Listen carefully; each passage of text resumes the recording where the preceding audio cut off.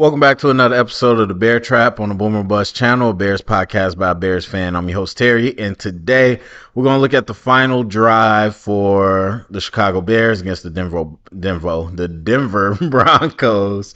As promised, we're going to go to the film and just kind of check out what happened. Like, honestly, to be honest with you, as you might know, I'm tired of talking about Justin Fields and going through this stuff like the arguments about who is it and people having factions of it's actually Fields and no, it's actually Getsy and somehow it's Eberflute. Like, it's just silly to me. It's silly. I literally have been saying this for years between three different regimes. It is everybody. It is a team sport, but we're going to do it. We're going to do it. So let's get to this first play after the kickoff. Ball at the 25. We got a trip open set with Komet back on the back end. And he delays releases. Gets a nice pickup. So let's rewind it. And I forgot to slow it down. So let's see the concept. Looks like we got not three verts. We have one seam route, a late dig, bit of a corner route. But really, in my mind, it's a clear route. They cleared it out so that Komet could delay release and come wide open. No different if he kind of came off the ball and ran a drag there. But pretty good. I mean, pretty good. I'm a fan of clear routes and all types of variations, so I'm good with that. Obviously, that's more of a one read play, so Justin knows what he wants to do. And Komet does a pretty decent job with the yak. We know that's not really his thing. So watching it from the end zone.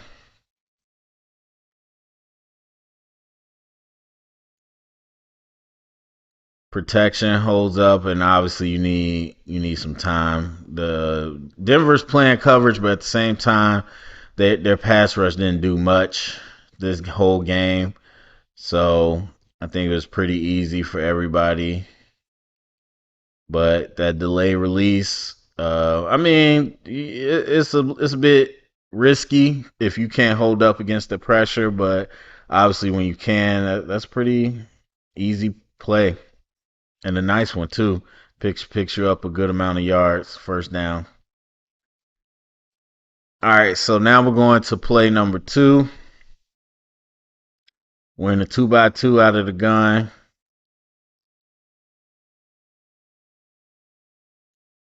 And we run hitches, everybody's favorite. Let's see, yeah, it's first down, so it's 1st and 10. Pretty much run hitches at the sticks. Almost everybody except Komet. So everybody's going to turn and hitch. Yeah. See, and this is the thing that I've talked about. We got. I'll let it keep playing. We got a lot of people that are going to sit here and say bad play call and all that. And look, as I've said many times, I hate the hitch concept, but Kansas City also runs this a lot. A lot of teams run this a lot. So again, it's that winning cures everything. If it worked, then people ain't got nothing to say. They probably want to, but they can't. But when it doesn't work, all hell breaks loose. And Getsy's an idiot. Like, Getsy made up the hitch concept. That is a concept that is all over the league, all over college, all over high school. Everybody runs it. If you want to talk about down and distance and time of the game, sure. But like I said, this is not uncommon. And that's why when people act like we have some random imposter every time with the Bears and that everybody else out there is just great, and then we get another coach and you're wondering why you're saying the same thing, because this is what the league does. So this is not something that Getsy just made up, but I'm not a fan of that call. And I said I don't like hitches and curls. So our next play is a variation of a play we'll see a lot. And as much as I just said all of that, I just, for the life of me, don't understand why they like this concept. So we're going to have the vertical. This is going to come up the seam, take the deep safety. Well, ends up being a post. But then you have the deep curls by the other two. And we usually have a flat route, maybe a second flat route here, but just force it into DJ. I mean, but there's not really a lot of options on this. Um, we know they're rushing four. Looks like they're playing either man two or cover four. And yeah, I mean, you look at it, yeah, the vertical's gonna occupy the safety's eyes, but these curls, especially against Sertan, it was really nothing happening here. And as good as DJ is as well, none of our guys are like great at getting that separation or anything. So I really don't think as much Justin could have did here. Now I don't know how Borum and Whitehair let that guy go late, but you got to block to the whistle. They obviously weren't the issue here, but still, Borum, that's terrible. Yeah, I hate that. I hate both of those play calls. I do personally hate both of those play calls. All right, so now second down,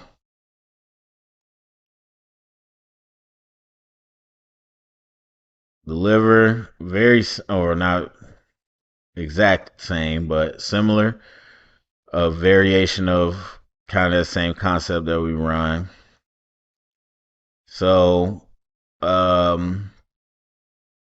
would say what is this? Yeah, it's 30-10. So you got about a curl here.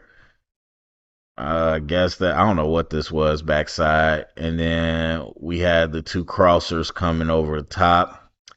I like that. I actually really like that concept.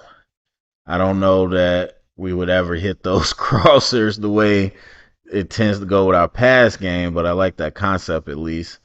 And obviously, off coverage, looking to play deep, take away the shot.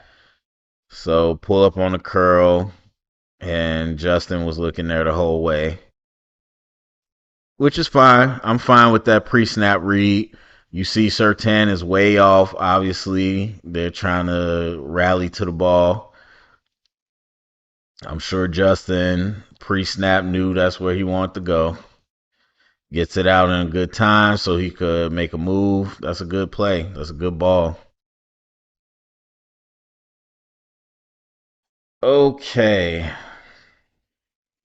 I don't know if they gave us the first. I don't remember.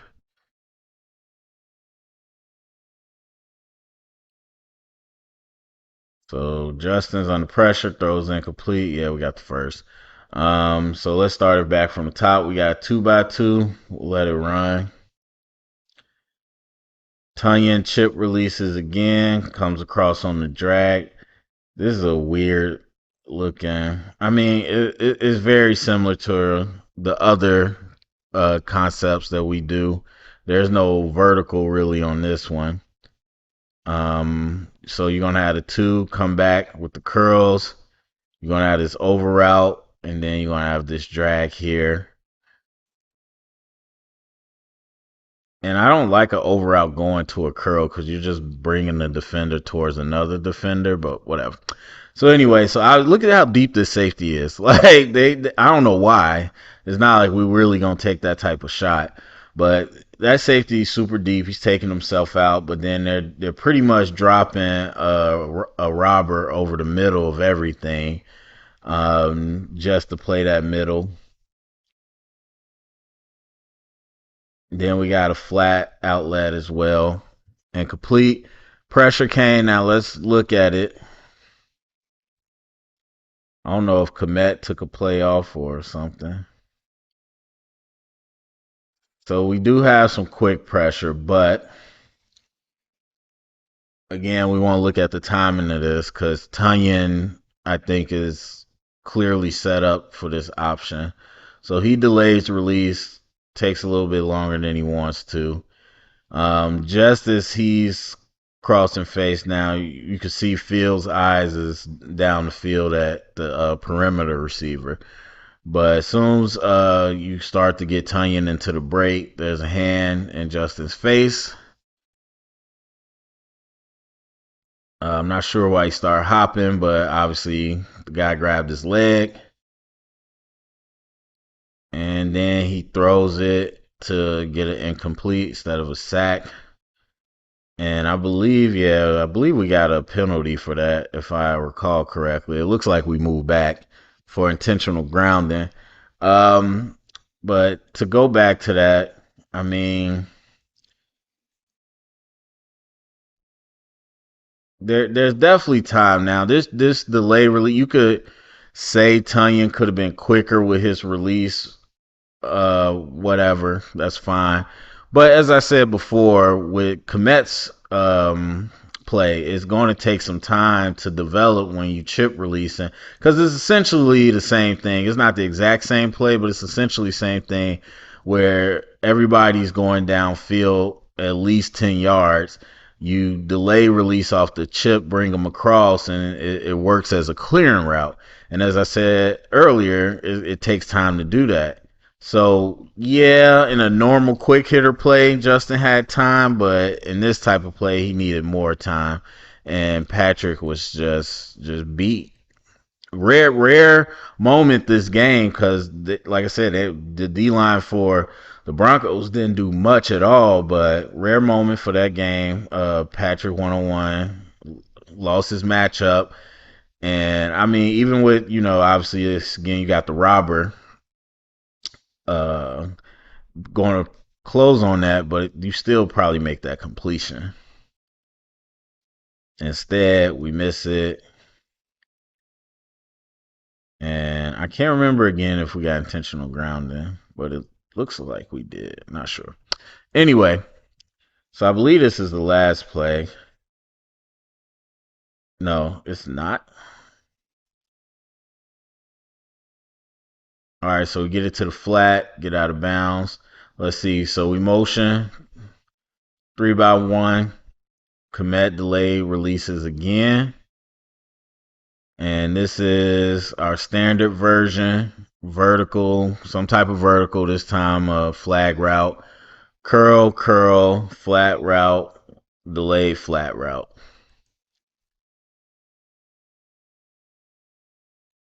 Able to pick up some yards, get out of bounds. And yes, again, I know people are going to be like, man, we run that crap a lot. And I agree, but I'm telling you, all these offenses that you think are so cool and efficient, they're running the same thing. It is it is definitely sorry. I had a text that threw me out, but it's definitely a popular concept in the league. So, and again, you might be like, you don't care, but I'm telling you, the criticism that like Getsy, the same is literally the exact same thing people say about Nagy. The criticism that like he's not creative or he doesn't know offense or it's archaic, it's not true. I'm sorry. And I don't like these concepts. To be honest, I've said that. The fact that I've been saying this over multiple coaches lets you know that this is not just a Getsy thing. But anyway, does seem to be working a lot better because Trubisky would force it to the curl a lot. He didn't really dump it off a lot, but whatever. I think it works in certain situations, but it would not be my main philosophy if I was designing a passing game. So anyway, motion over the trips. I think this is the last play, if I believe. So Broncos send a blitz. Looks like we have one vertical on the outside and three curl routes. Don't know if the vertical was supposed to be there, whatever, doesn't matter. So I mean, we've seen it many times, probably from different angles now. They send a blitz, they pick it up. Justin throws from a clean pocket with anticipation. And on this frame, let me get this out the way so you can see it bright. But on this frame, maybe it won't because it's paused. You can see, like, okay, I understand. He's ready to make his break. Ball's coming out. Again, maybe not the best concept, but it's 1-on-1. This is man free on the blitz. So, yeah, put it right there. Let him box out and make that catch. It's where the ball placement ended up going. That was the problem. So then we'll see it from the end zone. And Justin said since then that it was on him. And again, like, okay, I think it very possibly could be. But at the same time, that's what Fields is supposed to say. As I said before, unless we're in the room or know somebody in the room, we're not going to know. When they're in the room watching film in meetings, they'll talk about it. They know exactly what it's supposed to look like, and they know exactly who messed up. But as far as to the media and the outside world, no. As a quarterback, that's what you say. You say, yeah, it was on me, even though it might not have been. But either way, the way it was thrown, I felt like either Komet and Fields were off, weren't on the same page, or Fields threw an inaccurate ball. But you can see that's where he wanted to throw it. And so he said Komet broke where he was supposed to. He just thought Komet was going to break inside more and freelance, quote unquote. Why did you think he's going to, quote unquote, freelance? I don't know. But at the end of the day, I'm not killing anybody for this. I mean, that's what happens. There's a lot of interceptions that happen that are just miscommunications. But I think, when you throw in this, you got to understand what a defender is and where he's driving to. And I mean, yeah. And it was a good catch by him. But yeah, that ball placement only makes sense if you thought that Komet was going to be inside more. Sorry, I did not mean to do that. There we go. So there it is. There's the last drive. I mean, you can hear me say it again. If you ask in my opinion, it's a mixture. It's a mixture of I would say mainly, to be honest, as I've always said, it's the O-line. This idea of all these things people want them to do, and it's so funny to me how everyone's talking about they're not playing to his strengths. You gotta get them on the move. You gotta get them. They've been saying about Trubisky. They've been saying the same thing. You gotta get them on the move. And then they sit here and get mad that they ran a naked bootleg. Oh my God, how could you not block the edge? It's called naked bootleg. It's the same thing. Everybody had been crying for the Bears to use that Sean McVay and the Rams use all the time. It's the same stuff. It's just the fact that that's the risk you run. So anyway, I mean, people go on and on about that. At the end of the day, the offensive line has to allow you the type of time to execute certain plays. And so could there possibly be some stuff that makes it easier for Justin? Yes. But the offensive line has to do their part. Because if you don't, run the ball well, because everybody talks about the Dolphins and Tyreek Hill and all that. No one talks about the fact they're a great running team. No one talks about the fact that's Mike McDaniel's forte. So if you can't run the ball consistently, and even then the athletes you got, the speed won't matter because the misdirection is not going to fool anybody. But once you can run successfully, then you can do misdirection and be more creative. And if you can block, then you can do things off that misdirection and take advantage of the plays downfield. So the personnel has to be there. The offensive line is part of that. The pure passing situations like this 2-minute drill when Justin is pretty much they know you're gonna pass, you have to pass. Justin has not played well when he's had opportunities to. Obviously, this game better than anything we've seen. Also against the worst defense in the league, next to ours. But still, previously in those situations, he hasn't been up to snuff. And then There are definitely times. Now, obviously, everybody points to running the screenplay multiple times. Yes, terrible. But then people try to wrap it around like that's all he's done this whole time. Absolutely not giving Getsy 100% of blame, but we'll give him his fair share of blame when he actually does have decisions that you're like, why are you doing that? And I keep bringing up that these things are popular in the league because, like I said, you can make a valid criticism to say, like me, I don't like that concept. I would not run that concept ever, or I would not run that concept in a 2 minute drill. Fine, valid for whatever reasons, or I don't like it against this coverage. I don't like this matchup, whatever. But when people don't do that, they go straight overboard. Getsy's horrible. He doesn't know how to call offense. He doesn't know any offense. Why we run this stupid play? And it's like, okay, now you're reaching because this play is spread throughout the league.